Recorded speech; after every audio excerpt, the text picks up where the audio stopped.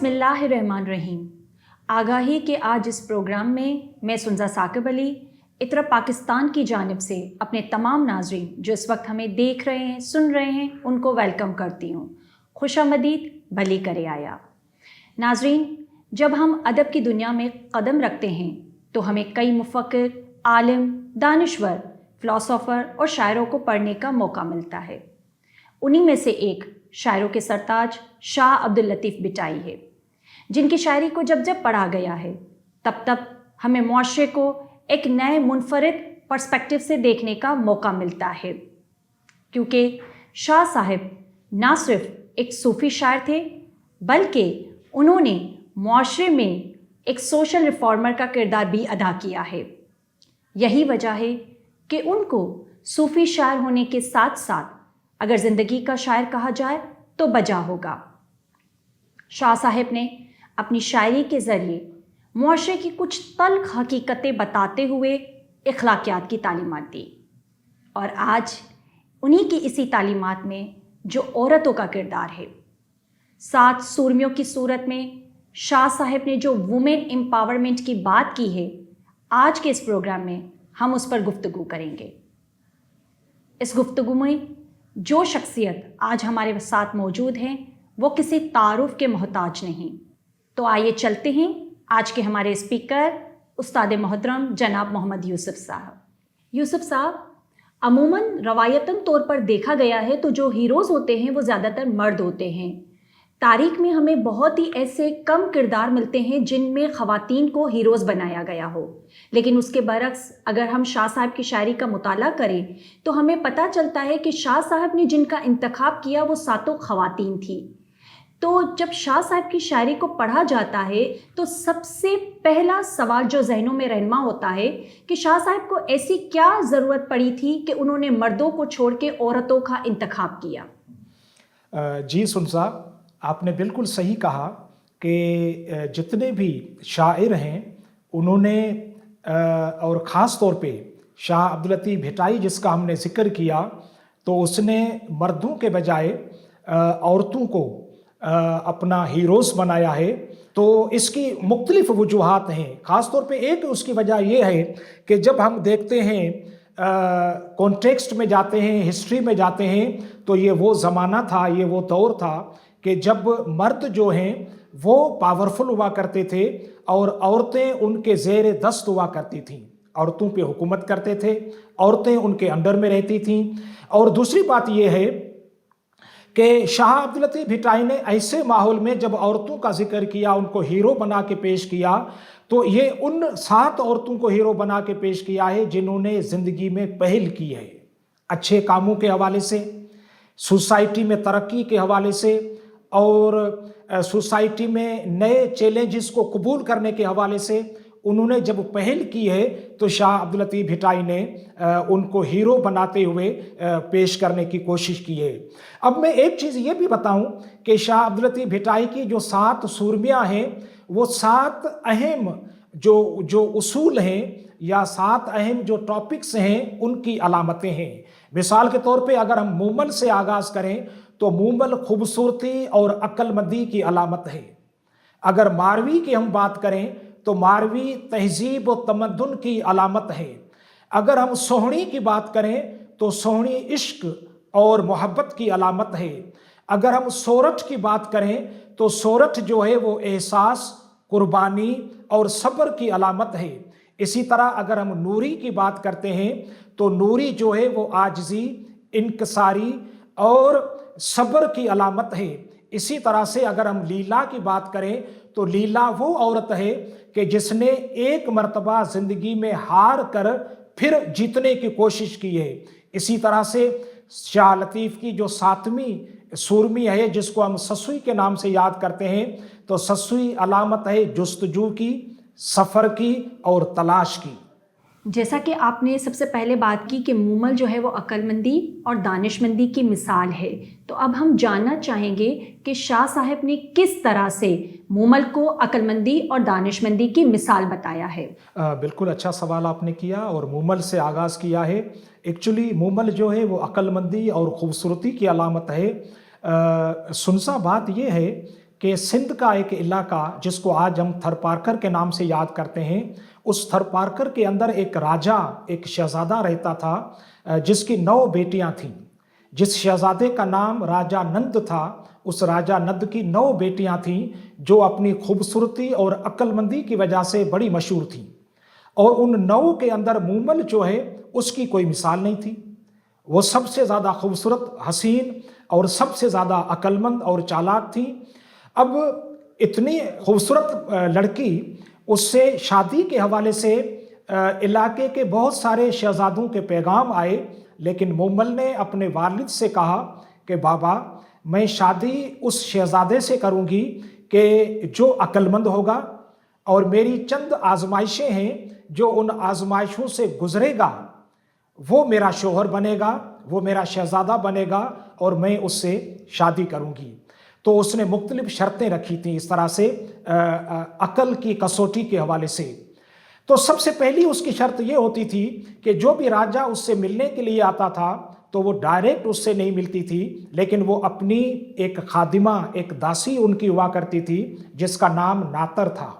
تو ناتر کو بھیجتی تھی کہ آپ جائیں اور تھوڑا تعارف کروائیں مہمانوں کا کہ وہ مہمان کون ہیں۔ تو ناتر جب آ کے ان سے ملتی تھی، ناتر خود بھی اتنی خوبصورت تھی کہ وہ بادشاہ بھول جاتے تھے، جو بھی لوگ رشتہ مانگنے آتے تھے وہ بھول جاتے تھے کہ شاید یہی مومل ہے۔ تو یہ پہلی آزمائش ہوتی تھی کہ جس میں اکثر جو بھی شہزادے آتے تھے وہ ناکام جاتے تھے۔ تو اسی طرح مختلف لوگ آتے تھے اور آگے ان کی اور بھی شرطیں ہوا کرتی تھیں۔ ایک مرتبہ حمیر سومرو، جو اس علاقے کا سومرو راجا تھا، اس نے اپنے وزیر رانو سے کہا کہ چلو ہم بھی جاتے ہیں مومل کے رشتے کے لیے۔ جب دونوں آئے تو حسب معمول مومل نے سب سے پہلے اپنی اس داسی کو، ناتر کو بھیجا کہ آپ جاؤ اور ان مہمانوں کا تعارف لو، ان سے پوچھو کہ ان کے نام کیا ہیں، کہاں سے آئے ہیں۔ تو جب ناتر ان کے سامنے آئی تو حمیر سومرو نے اس کو دیکھتے ہی کہا، اپنے وزیر سے کہا کہ شاید مومل خود ہمارے پاس آ رہی ہے۔ تو اس کے وزیر نے کہا کہ بادشاہ سلامت، یہ مومل نہیں ہے لیکن مومل کی داسی ہے، مجھے ایسا لگتا ہے کہ یہ مومل نہیں ہے۔ اور یہ جو ان کی گفتگو ہو رہی تھی، اس گفتگو کو مومل خاموشی سے سن رہی تھی۔ جب مومل اس گفتگو کو سن رہی تھی تو مومل نے اپنی داسی سے کہا کہ اس کا بادشاہ کے مقابلے میں اس کا وزیر بڑا عقل مند ہے، تو بہتر یہ ہے کہ آپ بادشاہ کو وہیں پہ چھوڑو، اس کے وزیر کو ساتھ لے آؤ۔ اس کے معنی کہ وزیر جو ہے وہ پہلے امتحان میں، پہلی آزمائش میں کامیاب ہو گیا۔ جب وزیر آگے بڑھا تو دوسرا شرط یہ تھا کہ آگے مومل نے اپنے محل کے آگے ایک بہت بڑا دریا بنایا تھا، لیکن مزے کی بات یہ تھی کہ وہ ایکچول دریا نہیں تھا، مصنوعی دریا تھا، شیشے کا بنا ہوا مصنوعی دریا تھا، جس کو جب لوگ دیکھتے تھے تو لوگ وہیں سے واپس چلے جاتے تھے کہ دریا کو کون پار کرے گا۔ لیکن رانو جب اس دریا کے قریب آیا تو اس نے اپنی ہوشیاری سے، چالاکی سے دیکھا اور وہ سمجھ گیا کہ یہ دریا مصنوعی ہے۔ اس نے اپنا پاؤں رکھا آرام سے تو اس کو دریا محسوس نہیں ہوا، مصنوعی دریا محسوس ہوا، آگے بڑھا۔ اس کے معنی کہ وہ دوسرے امتحان میں بھی کامیاب گیا۔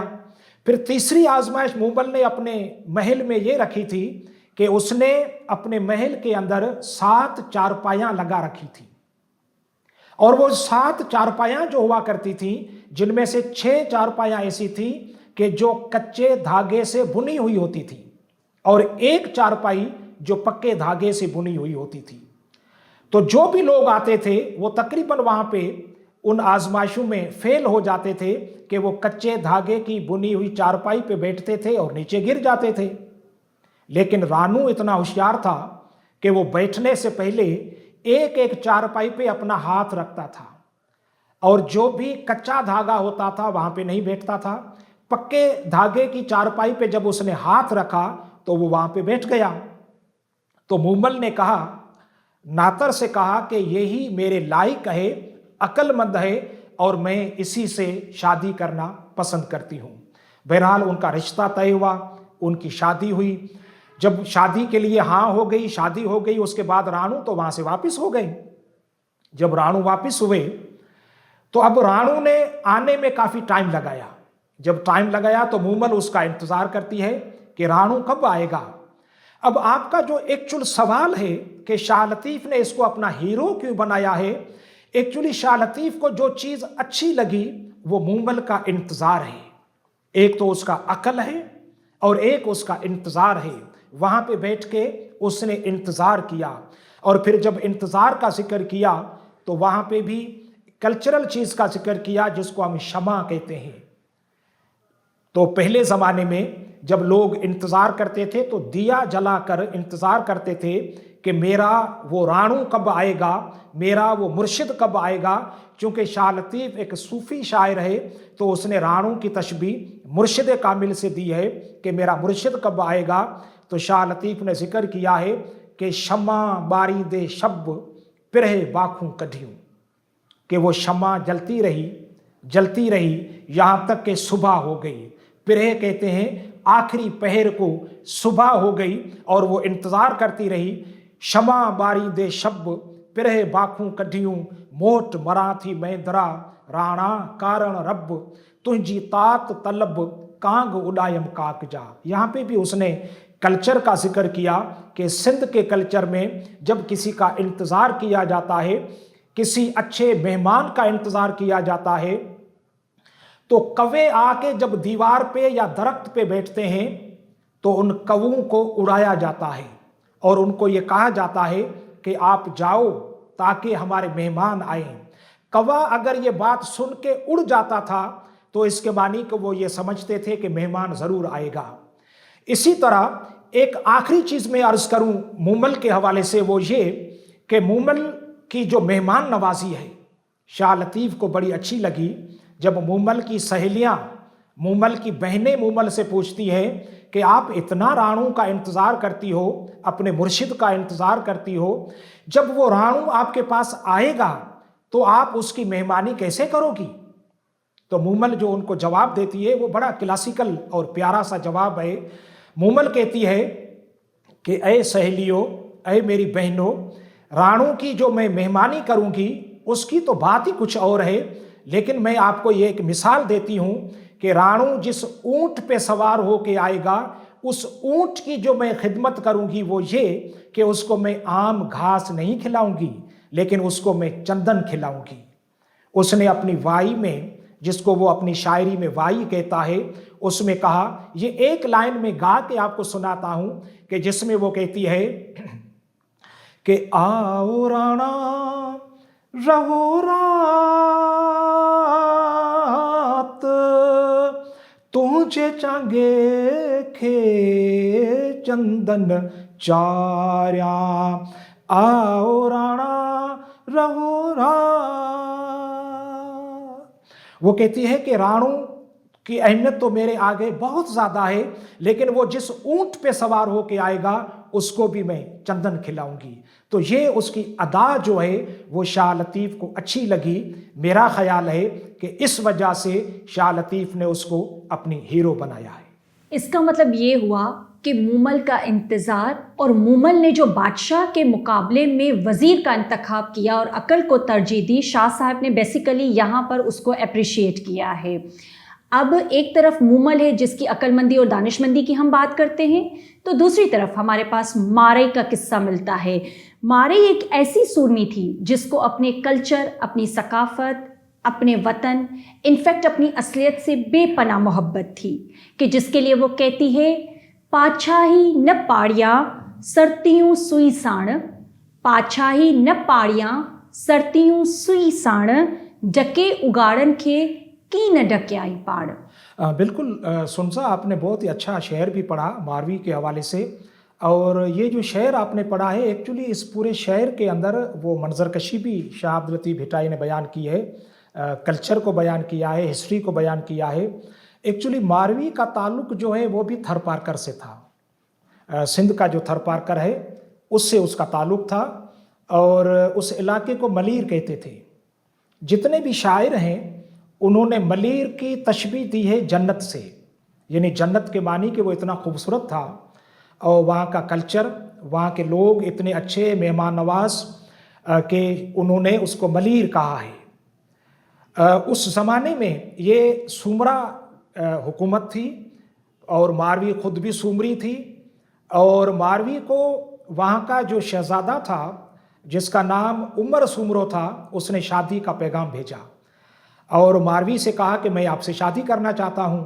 ماروی نے کہا کہ میں آپ سے شادی نہیں کر سکتی، اس کی وجہ یہ ہے کہ میری منگنی پہلے ہو چکی ہے، اور میری منگنی جس سے ہو چکی ہے وہ میرے ماں باپ نے منگنی کی ہے، اور میرا کمٹمنٹ ہو چکا ہے، اور وہ میرے وطن کا ہے، ملیر کا ہے، تو اس کو چھوڑ کر میں کسی اور سے منگنی نہیں کر سکتی۔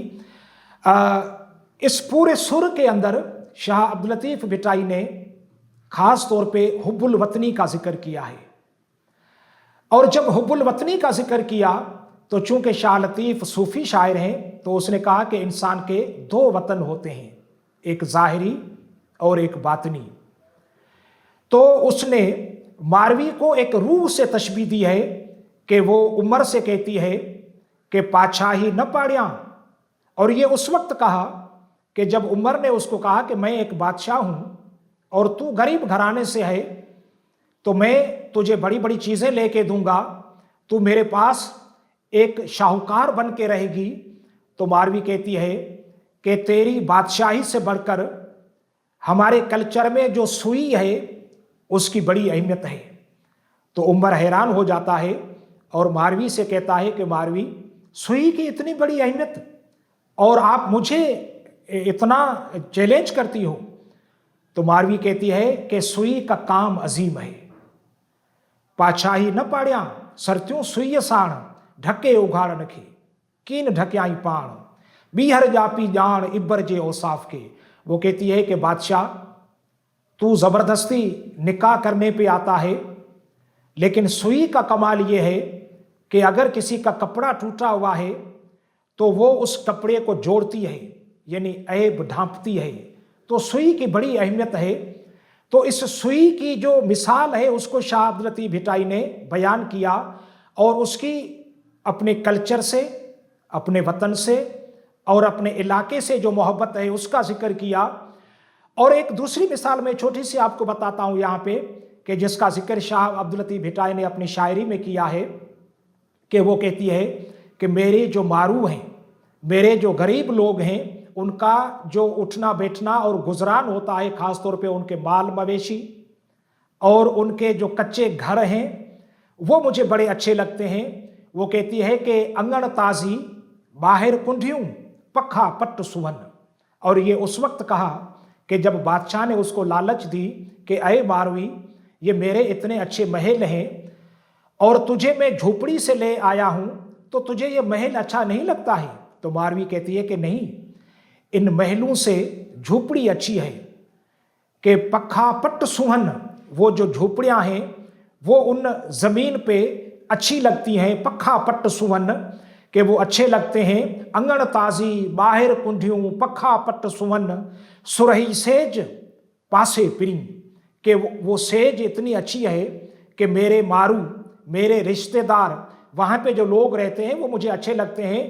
بکریاں چرواتے ہیں، بھیڑیں چرواتے ہیں، لیکن مجھے اچھے لگتے ہیں، اس لیے کہ مجھے اپنے وطن سے اور اپنے ملک سے بڑی محبت ہے۔ تو اسی طرح سے شاہ لطیف نے پھر روحانی وطن کا ذکر کیا کہ الستو بھی ربی کم جنہیں کن پیوم کالو بلا کلب سی تنہیں تت چیوم انہیں ویر کیوم وچن ویڑی چنسی، کہ میں نے یہ ظاہری کمٹمنٹ ہے میری منگنی کے حوالے سے، لیکن باطنی کمٹمنٹ یہ ہے کہ جب خدا نے الست بھی ربی کم کا قول مجھ سے لیا تھا تو میں نے وہاں پہ بھی کمٹمنٹ کیا تھا کہ کالو بلا شہید نہ، کہ خدایا میں آپ کی ہوں اور آپ کی ہو کے رہوں گی۔ تو یہ جو کمٹمنٹ ہے ماروی کا اپنے وطن سے، اور پھر اس کو جو صوفی رنگ دیا ہے شاہ لطیف نے، اس لیے شاہ عبداللطیف بھٹائی نے ماروی کو اپنا ہیرو بنایا ہے۔ بالکل صحیح کہا آپ نے، ماروی نے بادشاہ کے محل اور اس کے قیمتی تحفوں کو ترجیح نہ دی، بلکہ اس نے اپنی اصلیت کو چنا، اپنے وطن کو چنا، اور شاید یہی وجہ ہے کہ شاہ صاحب نے انہیں اپنی دوسری سورمی قرار دیا۔ یوسف صاحب، اب تک جن دو سورمیوں کا ہم نے ذکر کیا، کہیں نہ کہیں انہوں نے اپنی منزل کو حاصل کیا. لیکن اب جس سورمی کا ہم ذکر کرنے والے ہیں، جس پہ گفتگو کریں گے، وہ ہے سوہنی.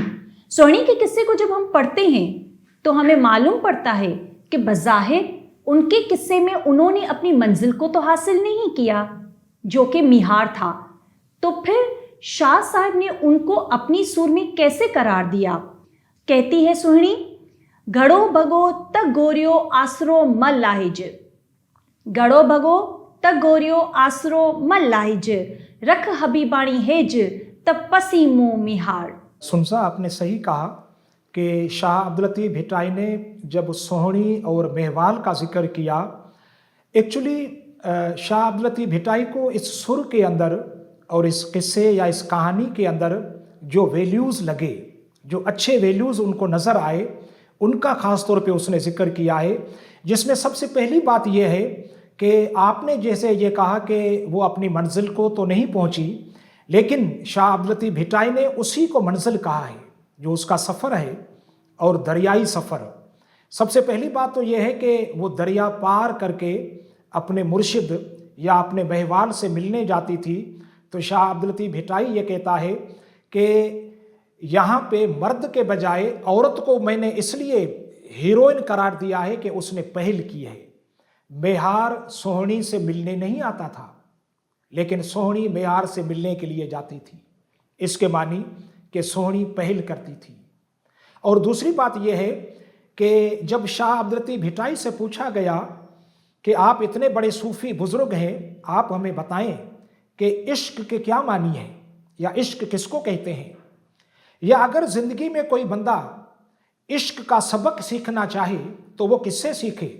تو شاہ عبداللطیف بھٹائی نے کہا کہ عشق اگر آپ کو سیکھنا ہے تو آپ کو سوہنی کے پاس جانا ہوگا. اور اس نے یہ بھی کہا کہ سوہنی سراپا عشق ہے.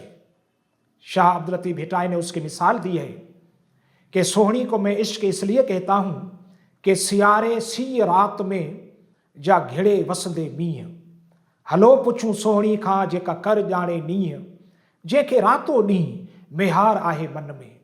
شاہ لطیف کہتا ہے کہ جب وہ اپنے مرشد سے ملنے جاتی تھی تو ایک تو رات کا ٹائم ہوتا تھا، اور صوفی لٹریچر میں ہمیشہ صوفیوں نے رات کی اہمیت کو اجاگر کیا ہے، کیونکہ انہوں نے مرشد سے ملنے کے لیے جس گھڑی کو چنا ہے، جس ٹائم اور وقت کا انتخاب کیا ہے، وہ رات کا ٹائم ہے. تو وہ رات کو جاتی تھی. ایک تو رات ہے، اندھیری رات، اور دوسری بات یہ ہے کہ اوپر سے بارش بھی ہو رہی ہے اور سخت سردی کا موسم بھی ہے. لیکن سوہنی جو ہے وہ دریا میں کودتی ہے، کیونکہ دریا کے اس پار اس کا مرشد یا مہوال کھڑا ہے. اور شاہ لطیف یہ بھی کہتا ہے کہ جب وہ دریا میں جاتی ہے اور ڈوبتی ہے، جیسے آپ نے بڑا اچھا شعر پڑھا شاہ عبداللطیف بھٹائی کا کہ گھڑو بھگو تو گھوریو آسرو ملاحج.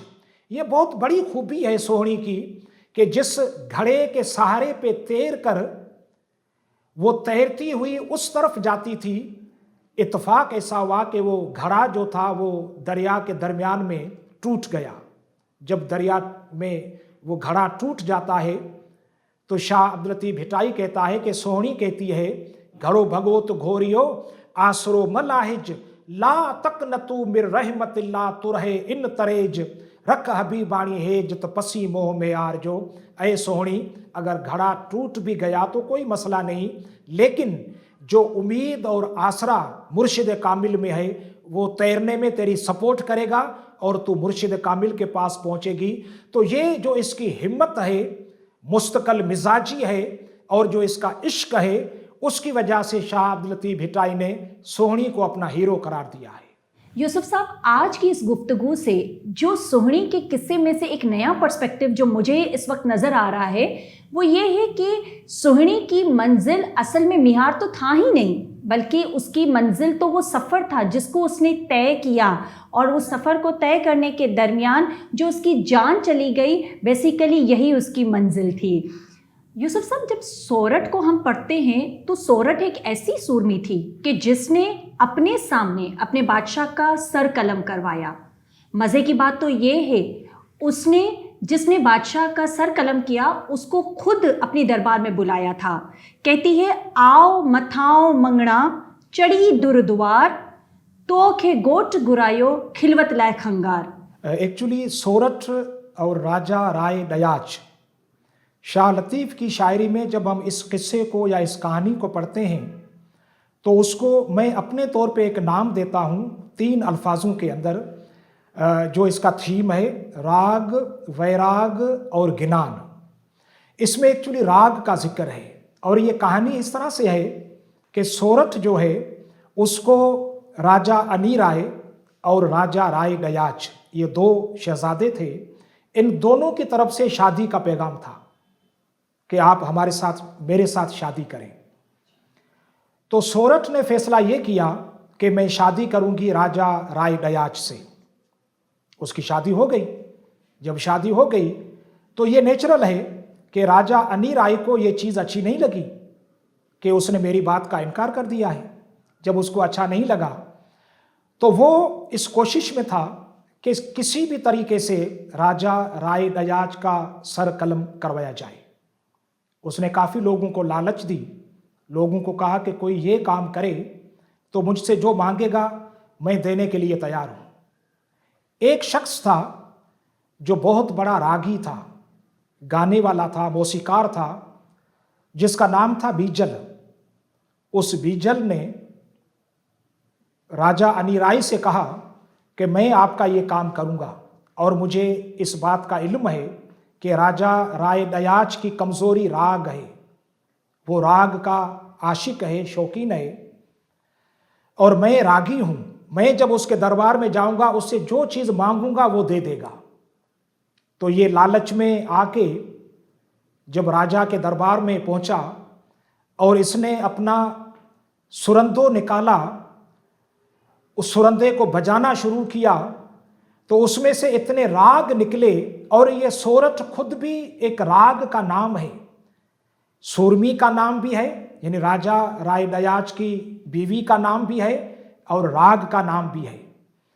تو اس نے جب اس راگ کو چھیڑا تو بادشاہ اتنا مدہوش اور مست ہو گیا کہ اس نے کہا کہ آپ جو مجھ سے مانگو وہ دینے کے لیے میں تیار ہوں. تو اس نے کہا مجھے کچھ بھی نہیں چاہیے, مجھے آپ کا سر چاہیے. جب یہ بات سورٹھ نے سنی تو وہ پریشان ہو گئی. اس نے کہا کہ سر ہم کیسے دیں گے, لیکن بادشاہ مدہوش تھا, راگ پہ مست تھا.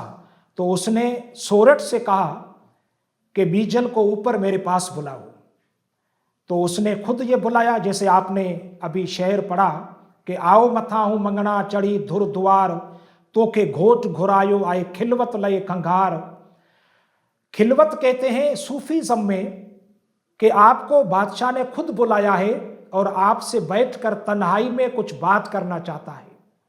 لیکن سورٹھ سمجھدار تھی, وہ سمجھ گئی کہ بادشاہ راگ پہ مست ہو گیا ہے اور یہ اپنا سر دے دے گا. تو اب سورٹھ کے لیے فیصلہ کرنا بڑا مشکل تھا کہ وہ اس کو اوپر بلائے یا واپس کرے. لیکن سورٹھ نے یہ سوچا کہ اگر میں بیجل کو واپس کرتی ہوں تو بھی بادشاہ مر جائے گا, اور اس کو بلاتی ہوں تو بھی یہ سر دے دے گا, تو بات وہی ہو جائے گی. تو بہتر یہ ہے کہ میں بادشاہ کی فرما برداری کرتی ہوں اور اس کو اوپر بلاتی ہوں. اس نے اوپر بلایا. بادشاہ نے پوچھا کہ آپ کو کیا چاہیے, تو اس نے کہا مجھے آپ کا سر چاہیے. تو بادشاہ نے راگ پہ عاشق ہو کے اپنے ہاتھوں سے اپنا سر کاٹ کر بیجل کے حوالے کیا. اور اس میں شاہ لطیف نے جس چیز کو پسند کیا ہے وہ سورٹھ کے صبر کو اور ہسبینڈ کے ساتھ جو اس کی محبت ہے اور وفاداری ہے اور اس کی خوشی ہے اس کو پسند کیا ہے. اس لیے شاہ لطیف نے سورٹھ کو اپنا ہیرو بنایا ہے. بالکل صحیح کہا آپ نے. اور اسی طرح سے اب ہم جس اب سرمی کی طرف چلتے ہیں وہ نوری ہے. نوری کے حوالے سے شاہ صاحب کی شاعری میں بہت سارے قصے ملتے ہیں, لیکن ایک قصہ اس طرح سے ہے کہ جس میں نوری کی عاجزی اور انکساری نظر آتی ہے کہ نوری کی جب شادی بادشاہ سے ہو جاتی ہے تو اس کے بعد بادشاہ ایک دن اپنی تمام رانیوں کو کہتا ہے کہ آج شام کو جب میں آؤں گا تو آپ میں سے ہر ایک مجھے مہنگے مہنگے تحائف پیش کریں گے اور جن کا تحفہ مجھے پسند آئے گا اس کو میں اپنے ساتھ سیر کے لیے لے کے جاؤں گا۔ جس پر تمام رانیاں تیاری کرنے لگی اور ہر رانی کی یہ خواہش تھی کہ وہ بادشاہ کی خوشنودی حاصل کرے۔ شام کے ٹائم پر جب بادشاہ تشریف فرما ہوئے تو تمام رانیوں نے مہنگے مہنگے تحفے پیش کیے، تو دوسری طرف جو نوری تھی اس نے اپنے گھر سے، جب وہ آباء و اجداد کے گھر سے شادی کر کے آئی تھی تو اس وقت جو سادہ جوڑا پہنا تھا وہ پہن کے ایک پانی کا پھول جس کو سندھی زبان میں پابوڑو کہتے ہیں بادشاہ کو پیش کیا۔ بادشاہ نے یہ جب دیکھا کہ ایک طرف میری رانیاں ہیں جو مہنگے مہنگے تحفے دے رہی ہیں تو دوسری طرف یہ نوری ہے، تو بادشاہ کو اس نوری کی یہ سادگی دیکھ کر اس نے انتخاب کیا اس پھول کا، اور جس کے بعد وہ اپنے سیر کے لیے لے کے گئے۔ تو اس طرح سے آپ نوری کی اس عاجزی اور انکساری کے حوالے سے کیا کہیں گے؟ بالکل سنزا، آپ نے صحیح کہا، اور جس شعر کو آپ نے پڑھا وہ بھی بڑا زبردست ہے۔ ایکچولی یہ جو کہانی ہے اس کا تعلق سما دور سے ہے۔ تاریخی طور پہ اگر ہم اس کو دیکھتے ہیں تو سما دور سے اس کا آغاز ہے، اور یام تماچی جو بادشاہ تھا وہ خود بھی سما بادشاہ تھا۔ یہ سومروں کے بعد کا زمانہ ہے، اور اس کی حکومت، اس کا جو کیپٹل تھا وہ ٹھٹا تھا۔ اور آپ نے یہ دیکھا ہوگا کینجر جھیل پہ آپ کو جانے کا اتفاق ہوا ہوگا کہ کینجر جھیل جو ہے وہاں پہ یہ مچھیرے رہتے تھے۔ جب وہاں پہ وہ رہتے تھے تو بادشاہ چونکہ سیر و تفریح کے لیے اور شکار کے لیے کینجر جھیل کا سفر کرتے رہتے تھے۔ ایک دفعہ بادشاہ جب کینجر جھیل پہ مچھلی کا شکار کرنے کے لیے آئے تو مچھیرے جو وہاں پہ تھے وہ بڑے خوش ہوئے بادشاہ سے، اور انہوں نے بادشاہ سے کہا کہ ہم آپ سے گزارش کرتے ہیں کہ آج کی رات جو ہے وہ آپ ہمارے ساتھ گزاریں۔ بادشاہ نے ان کی دعوت قبول کی اور رات کو وہاں پہ ٹھہر گیا۔ جب رات کو وہاں پہ ٹھہرا اور رات کو پانی کی کشتی میں سوار ہو کے دریا کی اس جھیل کی سیر بھی کرتا تھا، تو اچانک سے اس نے دیکھا کہیں دور اس جھیل کے اندر اس کو چمکتا ہوا سورج نظر آیا۔ تو بادشاہ نے مچھیروں سے پوچھا کہ یہ روشنی کس چیز کی ہے؟ تو مچھیروں نے کہا کہ بادشاہ سلامت، یہ کوئی سورج نہیں، یہ کوئی ستارہ نہیں، اور یہ کوئی آگ نہیں، لیکن ایکچولی یہ ایک لڑکی ہے جس کا نام نوری ہے۔ یہ کینجر کی بیٹی ہے، اور یہ اتنی خوبصورت ہے کہ یہ جب رات کو نکلتی ہے تو اندھیری رات میں بھی چمکتی ہوئی اور دور سے سورج کی طرح، ایک چمکتے ہوئے سورج کی طرح نظر آتی ہے۔ بادشاہ نے جب اس خوبصورتی کا ذکر سنا تو بادشاہ مچھیروں سے کہنے لگا کہ اگر میں اس لڑکی کا رشتہ مانگنا چاہوں تو کیا مجھے یہ رشتہ مل سکتا ہے؟ تو مچھیروں نے کہا کہ کل دن کو ہم اس کے باپ کینجر سے بات کریں گے کہ وہ کیا کہتا ہے۔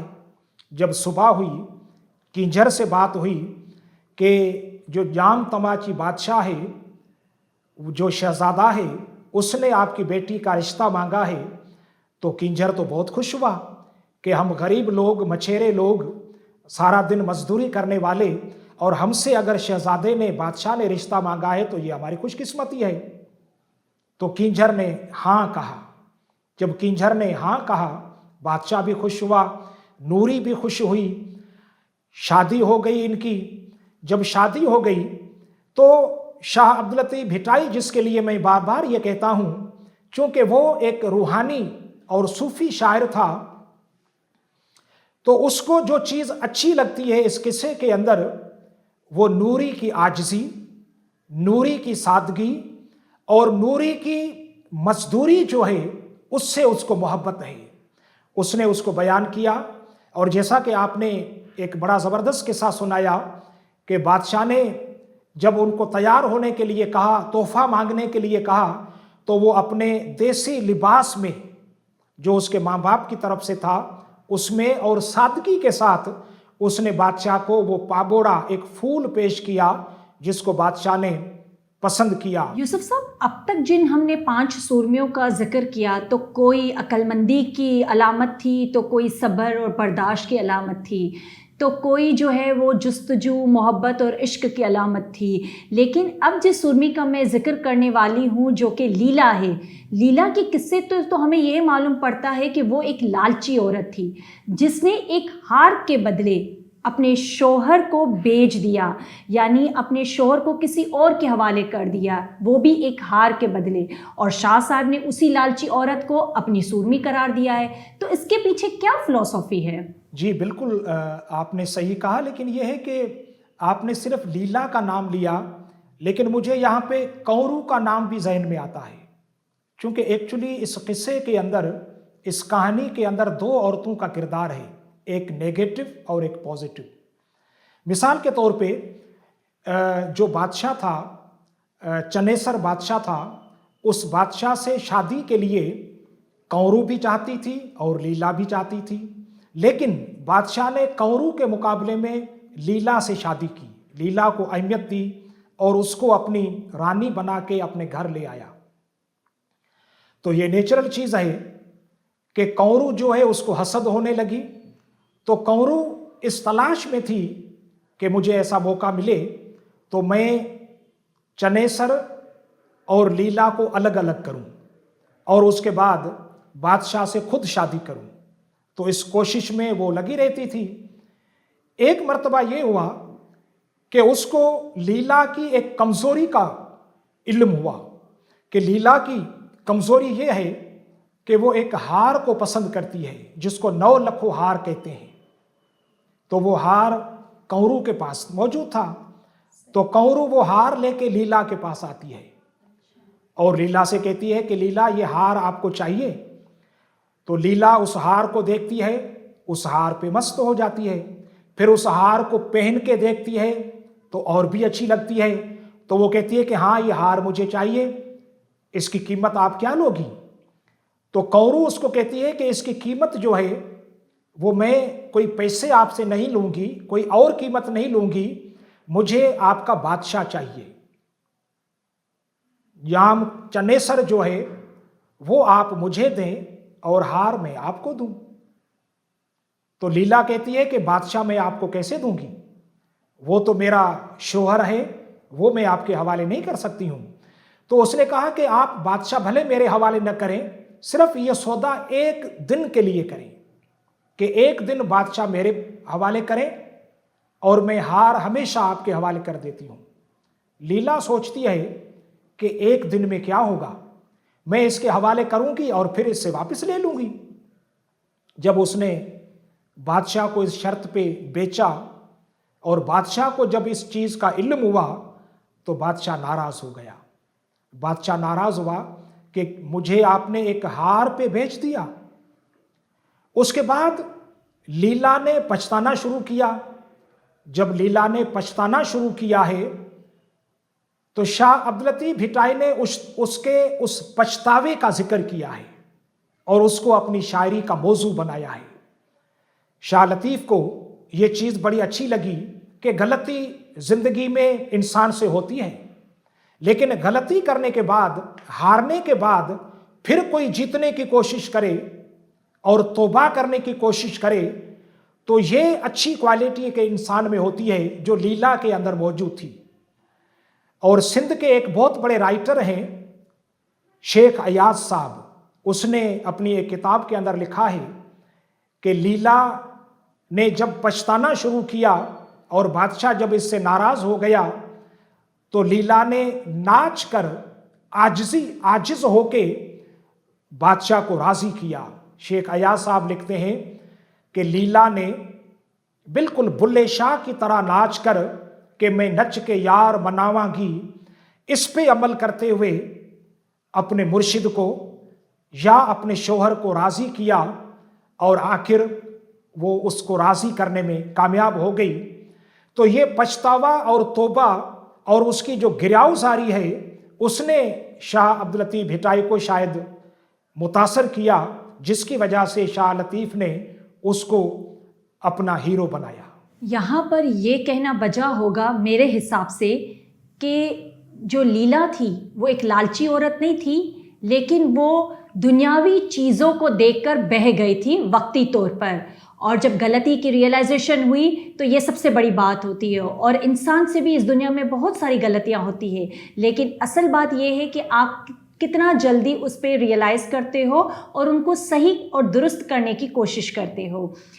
اب ہم چلتے ہیں ہماری آج کے پروگرام کی آخری سرمی کی طرف، جس پہ شاہ صاحب نے 5 سر لکھے ہیں، اور اگر شاہ کے پورے رسالے کو پڑھا جائے تو 6 سرمیوں کی نسبت یہ جو ہماری سسوئی ہے، جو 7ویں سرمی ہے، اس پر سب سے زیادہ سر ہمیں ملتے ہیں، جو کہ 5 ہے۔ تو اس کے حوالے سے آپ کی ریسرچ کیا کہتی ہے؟ بالکل، سسوئی جو ہے اس کا تعلق سندھ کے اس علاقے سے ہے کہ جو تہذیب اور تمدن کے حوالے سے بڑا مشہور ہے، جس کو ہم بھنبھور کہتے ہیں۔ تو بھنبھور سے سسوئی کا تعلق تھا، اور سسوئی سے رشتہ ہوا تھا پنو کا۔ پنو جو تھا وہ کیچ مکران یعنی بلوچستان کا شہزادہ تھا۔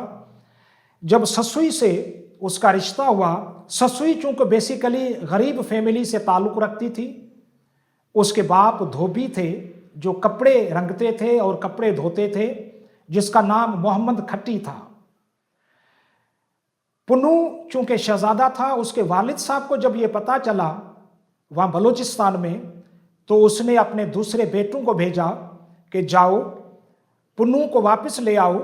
اس نے ایک ایسی لڑکی سے شادی کی ہے کہ جو غریب ہے، اور ہم چونکہ شہزادے ہیں، بادشاہ ہیں، تو ہمیں یہ شادی منظور نہیں ہے۔ جب اس کے بھائی بھنبھور پہنچے تو انہوں نے سسوئی کو وہاں پہ چھوڑ کر، سسوئی سے یہ دھوکہ کر کے پنو کو، اپنے بھائی کو واپس لے گئے۔ سسوئی سے بھی دھوکہ کیا، پنو سے بھی دھوکہ کیا۔ جب پنو کو واپس لے گئے، سسوئی جب صبح کو نیند سے اٹھتی ہے تو سسوئی دیکھتی ہے کہ پنو تو وہاں پہ ہے ہی نہیں، اور اس کو پتا چلتا ہے کہ میرے دیور جو رات کو آئے تھے وہ پنو کو یہاں سے اٹھا کے لے گئے ہیں۔ تو سسوئی پنو کی تلاش میں نکلتی ہے۔ تو یہ سسوئی کا جو عشق اور تلاش ہے، اس نے شاہ عبداللطیف بھٹائی اور دوسرے جو شاعر ہیں ان کو بڑا متاثر کیا ہے، اور یہ ایک ویلیو ہے، یہ ایک اچھائی ہے، یہ ایک سچائی ہے جس کو ہم تلاش کہتے ہیں۔ اور جب ہم اس پورے قصے کو پڑھتے ہیں یا شاہ عبداللطیف بھٹائی کی شاعری کو پڑھتے ہیں، تو ایک مرتبہ شاہ عبداللطیف بھٹائی سے پوچھا گیا کہ سسوئی کے معنی کیا ہیں؟ تو شاہ عبداللطیف بھٹائی نے بڑا خوبصورت جواب دیا۔ وہ کہتا ہے کہ سسوئی کے معنی ہے عشق، سسوئی کے معنی ہے تلاش، اور سسوئی کے قصے میں ایک پیغام ہمیں یہ بھی ملتا ہے کہ تلاش ہی کامیابی ہے۔ منزل کامیابی نہیں ہے، تلاش کامیابی ہے۔ اگر کوئی چلتا رہتا ہے، تلاش کرتا رہتا ہے تو وہ کامیاب ہے۔ شاہ لطیف کہتا ہے کہ رنجن میں رڑ تھی جیڑی کرے جوئے، ای نہ عورت ہوئے ای آہ عشق جی۔ پھر وہ یہ بھی کہتا ہے کہ عمر سب عشق سے پنو جے پچھن، کہ پوری حیاتی، پوری زندگی جو صرف تلاش کرتے ہیں مرشد کامل کی، وہ خوش قسمت لوگ ہوتے ہیں۔ پہنچنا خوش قسمتی نہیں، لیکن تلاش کرنا، ڈھونڈنا اور اس سے محبت رکھنا اپنے دل میں، یہ کامیابی ہے۔